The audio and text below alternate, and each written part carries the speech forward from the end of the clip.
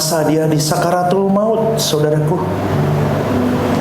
Ketika dia berdiri dan dia dirajam oleh batu, dia melihat kemuliaan Allah dan dia melihat Yesus berdiri.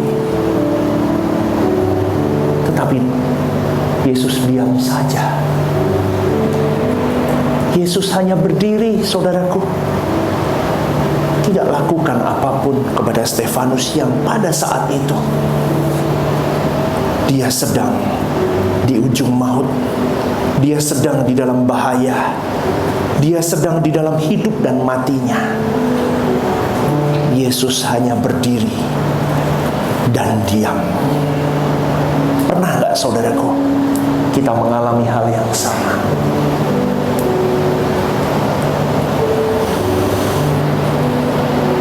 Ini saya membahas Stefanus karena kemarin itu ya, khotbah minggu lalu saya ngomong nama saya Stefanus. Saya guyon, saya jangan dirajam pakai batu ya saya. Terus saya coba mengulik lagi, saudaraku, apa yang bisa kita pelajari dari Stefanus ini? Saudaraku, kadang di dalam hari-hari hidupmu dan hari-hari hidupku, Tuhan itu memberikan banyak sekali kesempatan-kesempatan berharga. Betul, kesempatan-kesempatan berharga yang Tuhan beri kepada kita, tetapi tidak kita fulfill atau tidak kita penuhi dengan sempurna. Kesempatan demi kesempatan itu, saudaraku, disajikan Tuhan di dalam bentuk masalah, di dalam bentuk persoalan.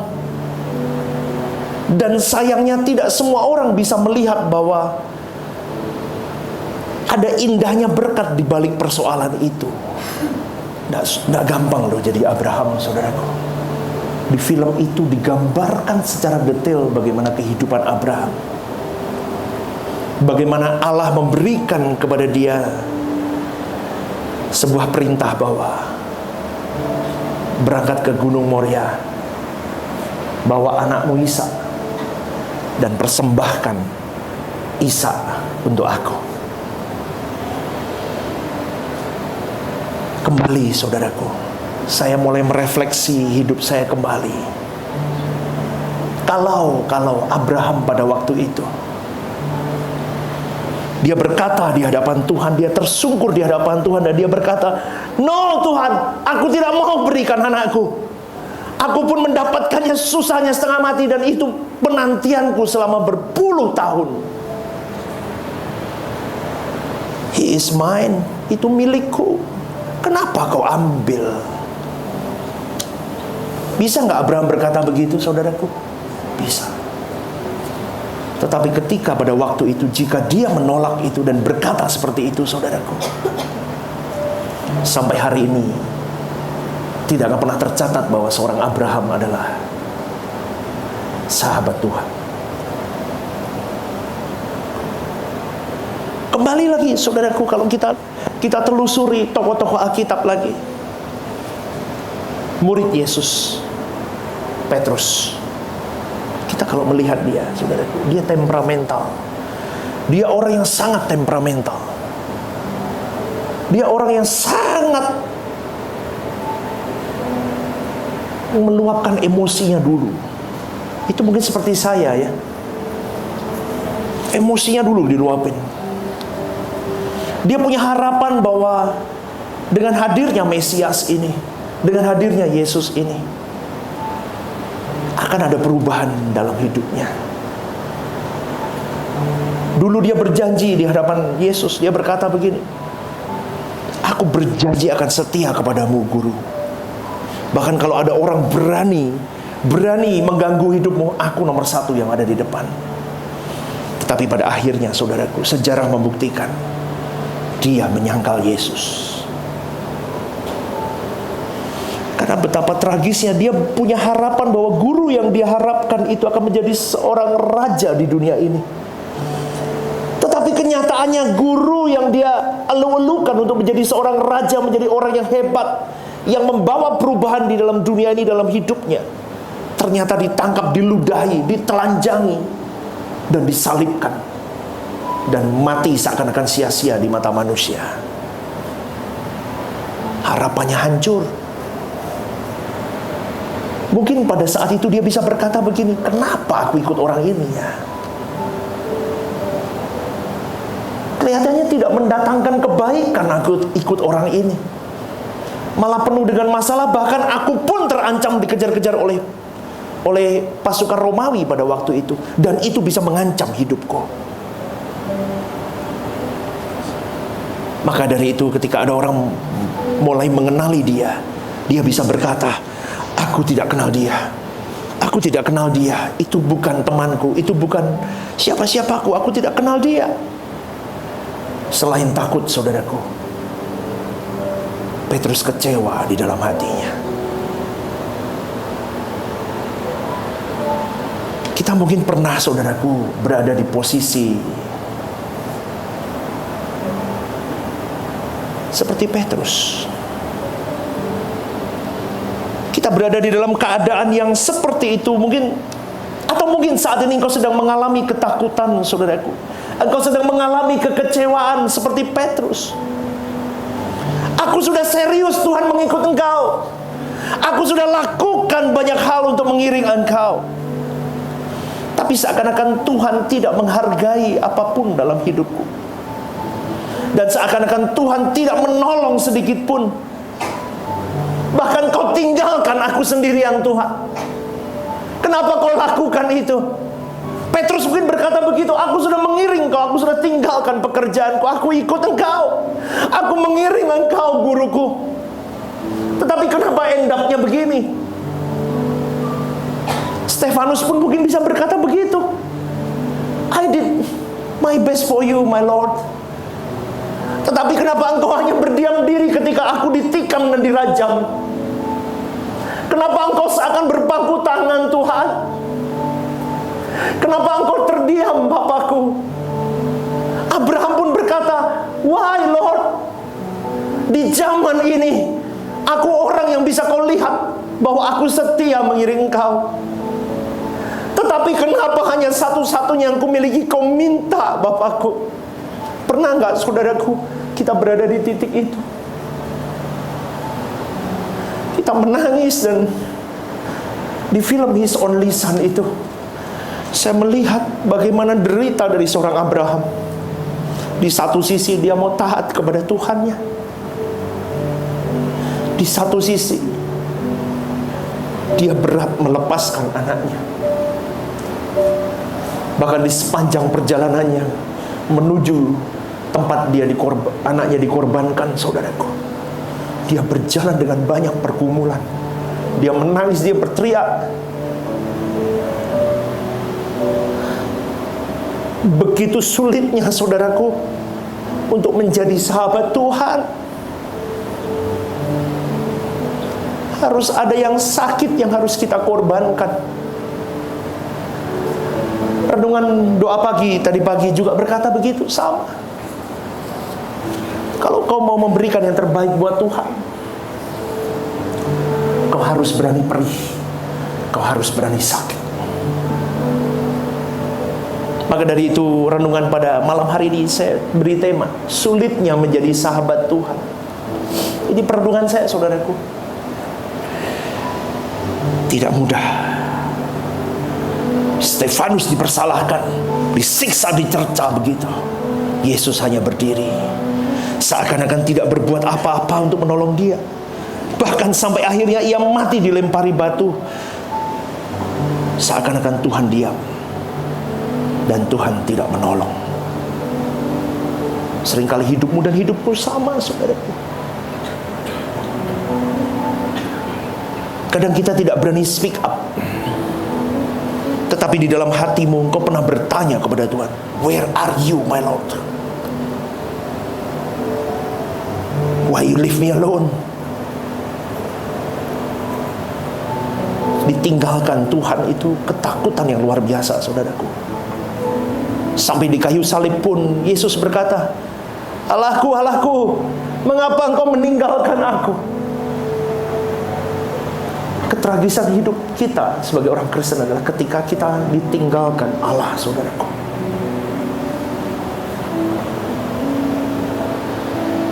Dan itu menjadi PR-mu dan PR-ku. untuk engkau bisa tetap teguh, sekalipun seakan-akan dia diam, dia tidak lakukan apapun, dan seakan-akan dia tidak ada. Pertanyaannya, adakah engkau masih tetap berdiri teguh dengan imanmu, dan kau tetap berkata, meskipun aku tidak melihatnya, meskipun aku tidak merasakan apapun pertolongan Tuhan hari ini di dalam permasalahan hidupku, tapi aku tetap percaya bahwa aku berada di tangan yang kuat, berada di dalam dekapan yang kuat, dekapan Allahku. Karena tidak mudah, saudaraku. Saya berkhotbah seperti ini gampang. Gampang sekali saya berkhotbah. Saya menasehati orang itu gampang, tetapi susah untuk dilakukan. Dalam keadaan yang terjepit, saudaraku, seringkali kita mempersalahkan Yesus. Seringkali kita mempersalahkan Allah Bapa. Seringkali kita mempersalahkan Roh Kudus. Seakan-akan, mana kalian semua? Seakan-akan tidak pernah do something atas hidupku. Percaya nggak, saudaraku? Di momen seakan-akan kau ditinggalkan, kau sendirian, seakan-akan Tuhan hanya diam dan melihat engkau. Di dalam sepanjang Via Dolorosa engkau bertempur dengan hidupmu. Justru disitulah Tuhan sedang mempercayai engkau dan saya. Dia bisa berkata lirih dalam hatimu kalau engkau peka. Nah, aku tahu engkau bisa melewatinya. Seperti seorang papa yang mengajarkan anaknya naik sepeda. Pertama dia tuntun, sampai akhirnya dia lepaskan. Pelan-pelan diikuti dari belakang tanpa sentuhan, terus berjalan. Sampai di satu titik papanya hanya menunggu di ujung jalan. Dia melihat anaknya bisa ke sana kemari. Anakku semakin matang, anakku semakin dewasa, anakku semakin matur. Dia akan melihat dari jauh. Seperti itulah kasih Bapa akan hidup kita, saudaraku. Tetapi kita yang masih kadang seringkali berkata, kenapa engkau tidak tuntun aku? Kenapa engkau tidak ada bersama denganku? Sejatinya Bapa ada bersama dengan kau dan saya. Amin, saudaraku. Amin.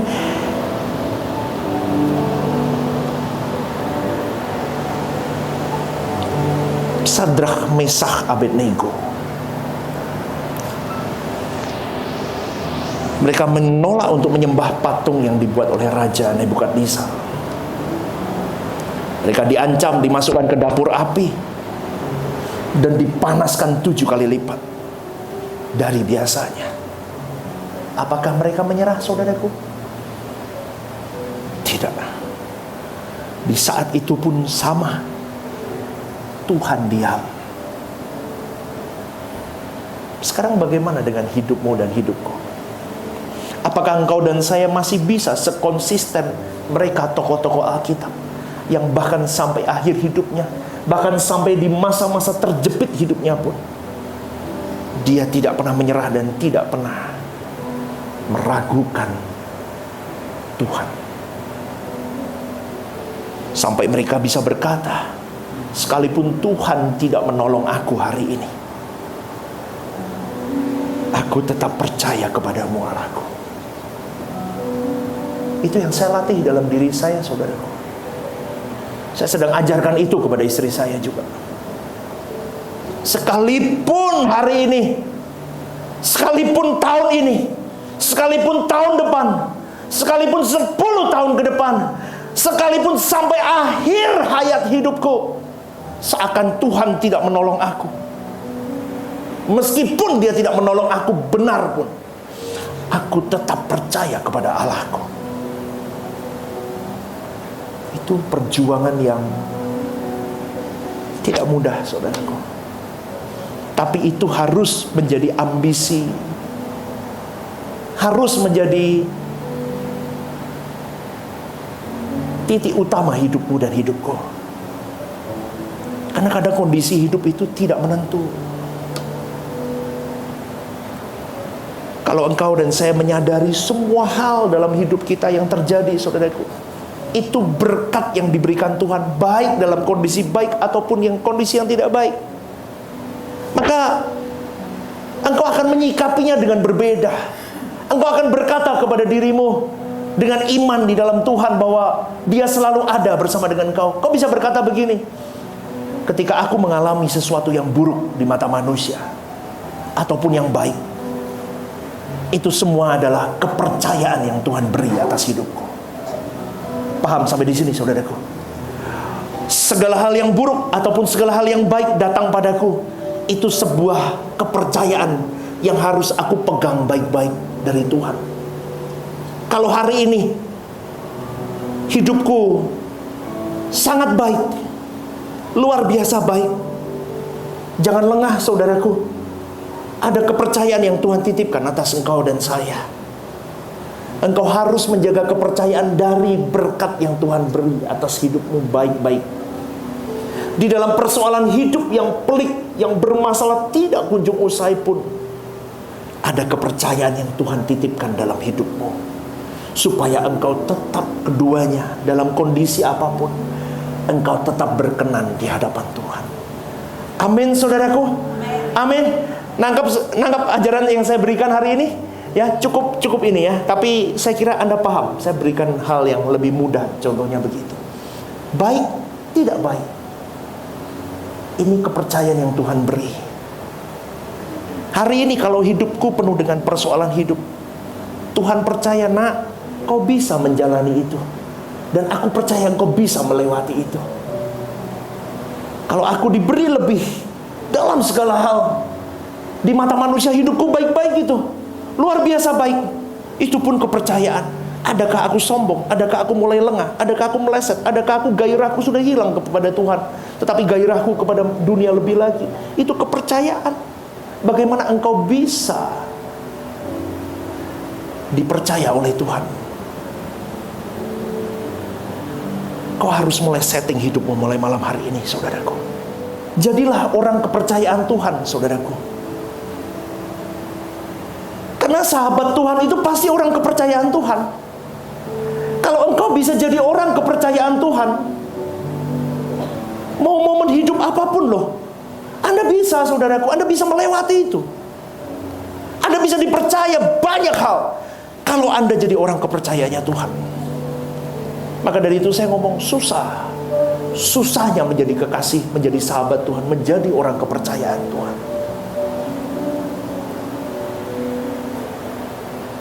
Kalau hari ini engkau mengaku, aku sebagai anak Abraham, dalam iman Abraham, berarti engkau dan saya harus berani, saudaraku.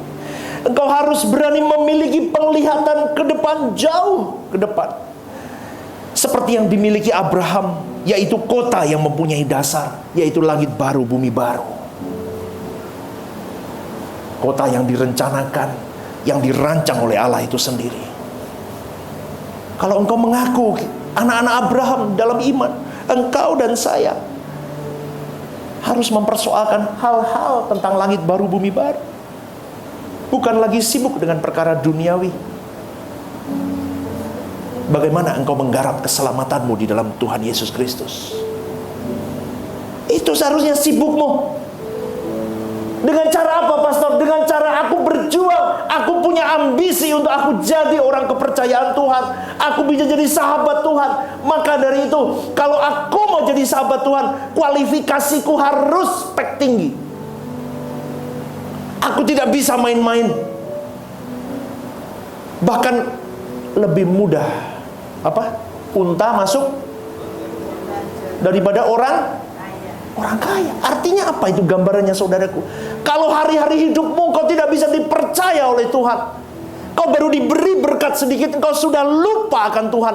Engkau sedang diberi masalah sedikit, engkau lupa dengan Tuhan. Kau sibuk tenggelam dengan masalahmu. Engkau mengasihani dirimu, engkau memberhalakan masalahmu, engkau memberhalakan semua hal. Itu jadi berhalamu, itu jadi hartamu. Bagaimana engkau bisa masuk kerajaan surga? Jangan puas dengan datang hari Minggu dan datang hari Kamis dan kau ikut doa pagi tiap hari, saudaraku. Saya mau ingatkan ini baik-baik. Kau mau ambil pelayanan seperti apapun, kalau hidupmu tidak benar-benar kau rubah channelnya, kau rubah ke langit baru, bumi baru, Percaya saudaraku, trouble, pasti akan ada masalah dalam hidupmu di kekekalan nanti. Kalau di gereja-gereja yang dikhotbahkan adalah Abraham itu kaya secara materi. Yang diajarkan itu, bagaimana kita bisa memiliki seperti Abraham, dipercaya akhirnya kita punya kekayaan. Jangan begitu. Kita tidak cari kekayaan Abraham. Di sini saya tidak mengajarkan hal itu, saudaraku.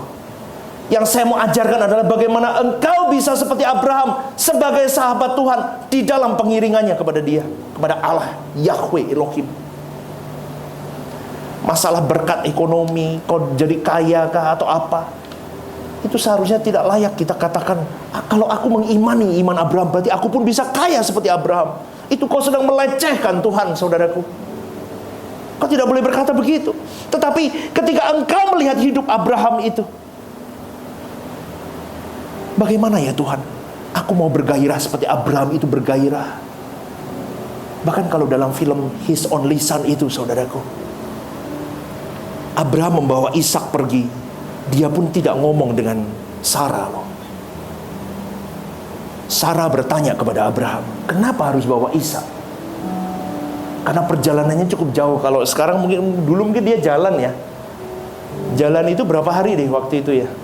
Nggak tahu, lupa. 3 hari. 3 hari perjalanan. Ya itu kayak Semarang Jakarta mungkin ya, kalau dulu jalan gitu ya, lewat hutan, 3 hari lah.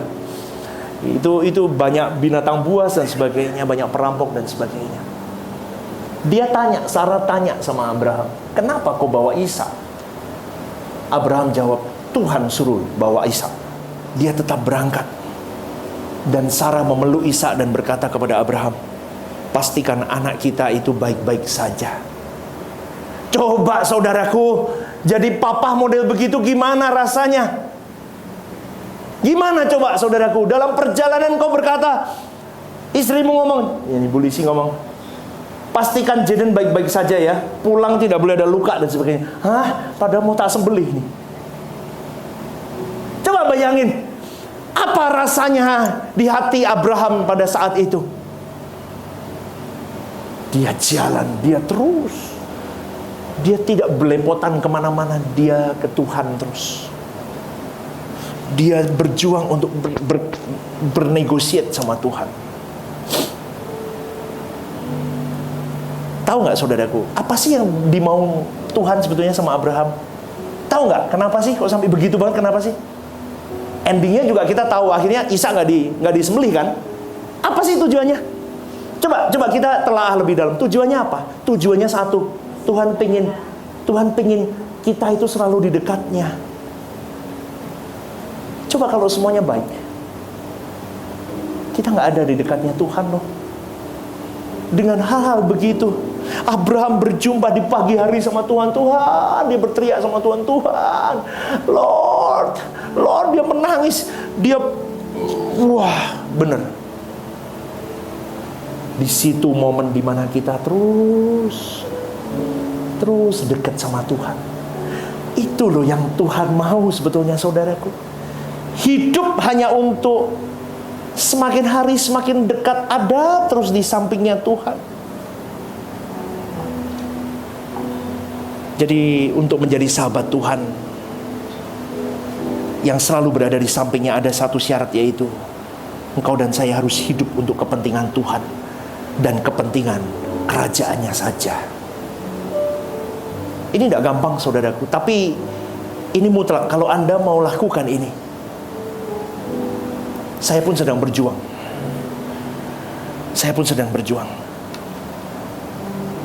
Kalau engkau bisa dipercaya Tuhan untuk memikul tanggung jawab untuk pekerjaannya, untuk kerajaannya, Tuhan pelihara hidupmu.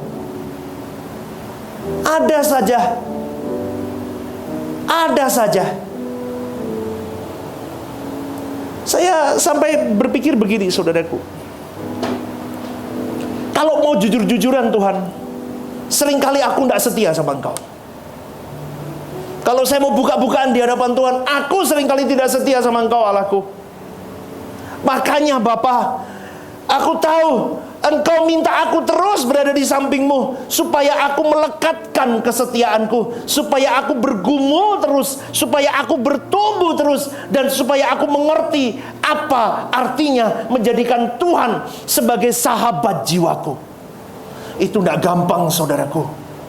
Coba kalau engkau hari-hari hidup begitu terus sama Tuhan, suatu hari reaksi Tuhan apa ya kalau ketemu kita muka dengan muka, saudaraku?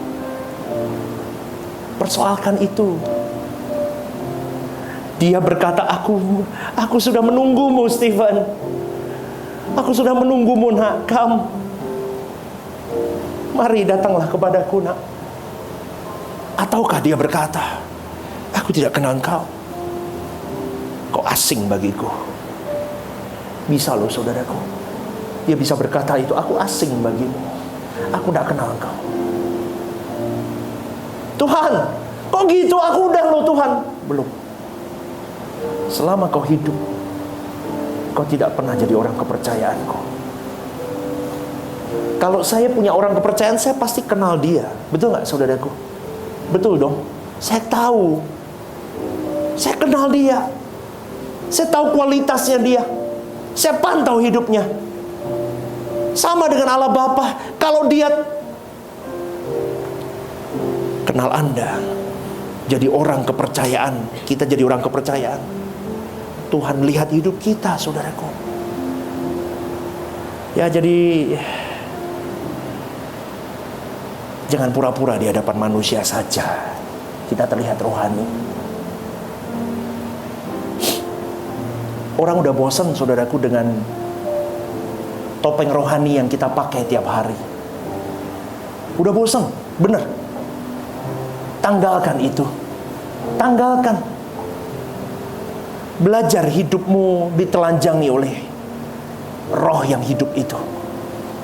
Adakah aku sudah berkenan? Belum, aku belum berkenan. Ayo cepat. Seperti engkau mencari kehidupanmu, engkau mencari apa ya, rezeki. Kau berjuang sampai menggeliat begitu. Kenapa engkau tidak menggeliat untuk hidup kekalmu? Kenapa engkau tidak mau sungguh-sungguh mempertaruhkan apapun untuk dia? Jangan main-main, saudaraku. Allah itu hidup. Sudah terlalu lama engkau dan saya jadi orang Kristen yang berpura-pura.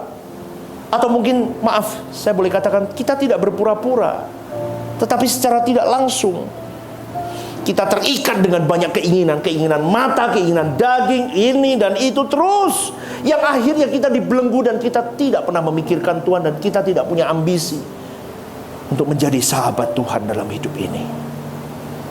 Jangan takut berbeda, saudaraku.